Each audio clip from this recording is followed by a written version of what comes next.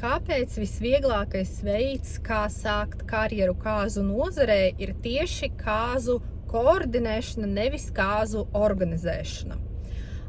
Te ir vairāki punkti. Pirmkārt, kad jūs strādājat kāzās kā koordinators, jūs nenesat atbildību par citu pakalpojumu sniedzēju darba kvalitāti. Ja mēs salīdzinām ar kāzu organizatoru, tad kāzu organizators nes pilnu atbildību par kāzām, par visu, kas notiek kāzās, ieskaitot visu kāzu speciālistu darbu. Kad jūs strādājat kā koordinators, jūs nesat atbildību tikai par savu darbu un nenesat atbildību par citiem speciālistiem. Otrkārt, kad jūs koordinējat kāzas, kāzās var notikt daudz visādu situāciju. Un lielākā daļa to situāciju rodas tieši kāzu plānošanas procesā, kad līgava pati plāno savas kāzas, un pēc tam šīs kaut kādas detaļas, nepilnības, viņas rodas, parādās, uzpelt tieši kāzu dienā. Tāpēc, strādājot par kāzu koordinatoru, jūs jau arī iegūsiet pieredzi saistībā ar kāzu plānošanu, jo jūs jau redzēsiet, kādas kļūdas var pieļaut kāzu plānošanas laikā, un pēc tam turpmākajā dzīvē, kad jūs jau būsiet un strādāsiet kā kāzu organizators, jūs jau šīs pašas kļūdas nepieļausiet savā darbā. Un trešā lieta, kāzu koordinēšanas laikā jūs iepazīsieties ar daudziem pakalpojumu sniedzējiem, ja? Ar fotogrāfiem, ar filmētājiem, ar vakara vadītājiem, ar svinību vietām. Jūs jau būsiet šajās svinību vietās un zināsiet, kā šie visi speciālisti strādā. Tas nozīmē, ka jūs varēsiet jau sastādīt savu sarakstu ar vietām un ar speciālistiem, ar kuriem jums patīk strādāt, ar kuriem bija kaut kādas nepilnības vai kaut kādas situācijas. Un turpmāk, kad jūs jau organizēsiet kāzas, jūs saviem klientiem varēsiet piedāvāt tieši tos kāzu speciālistus, ar kuru darbu jūs palikāt apmierināti.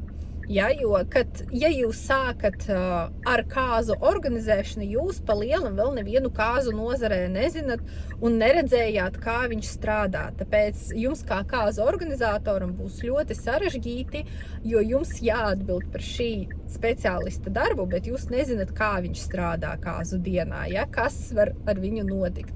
Bet tādā veidā, koordinējot kāzas, jūs jau pastrādāsiet ar šiem cilvēkiem un jau zināsiet, kāds viņš ir darbā, un kad līgava jums jau jautās par to, kā šīs speciālists strādā, kādas jums ir domas par viņu, jūs jau varēsiet izteikt savu viedokli, neko neizdomājot, ja, jo jums tiešām tā pieredze jau būs. Un arī ļoti daudzi jaunie organizatori baidās to jautājumu, kā, ja man pajautās, cik daudz es jau strādāju, cik daudzās kāzās es biju strādājusi, esmu tikai jauniņais organizators un vēl nevienas kāzas neesmu organizējusi. Kad jūs jau koordinēsiet kāzas, jums jau būs pieredze darbā kāzās, tāpēc jūs jau nebaidīsieties šo jautājumu, un arī, kad runāsiet ar līgavām, viņas jau jutīs, ka jūs saprotat, par ko jūs stāstat. Jums jau ir tā profesionalitāte, ir tas viedoklis par situācijām, par lietām, kuras jūs stāstat, tāpēc jums jau būs daudz mierīgāk tālāk strādāt kāzās tieši kāzu organizēšanā. 28. un 29. martā es rīkoju savu kāzu koordinatoru apmācību kursu. Tas notiks online, 2 dienas tiešraidē. Tas nozīmē, ka jūs varēsiet iziet apmācības no jebkuras sev ērtas lokācijas, bet pie tam jūs varēsiet tiešraidē uzreiz uzdot savus jautājumus, kas jums, piemēram, nav skaidrs, kādi jums jautājumi rodas.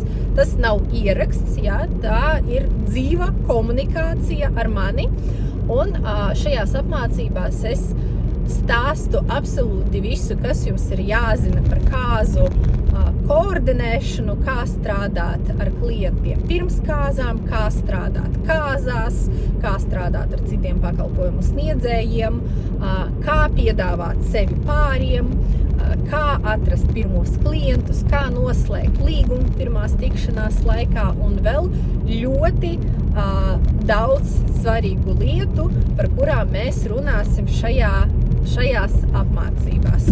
Tāpēc, ja jums ir interesanti strādāt kāzu nozarē, ja jūs gribat sākt savu karjeru kāzu nozarē, kāzu koordinātoru apmācības ir tieši tas, kas jums ir vajadzīgs.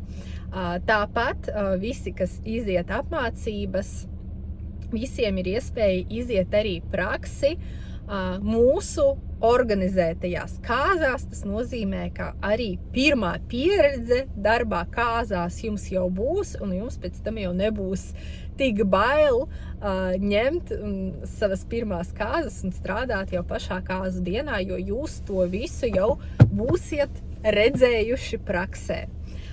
Tāpēc visu informāciju par apmācībām es atstāšu linkā zem šī video, un ceru, ka mēs ar jums redzēsimies 28. un 29. martā, un tālāk tiekamies kāzu sezonā.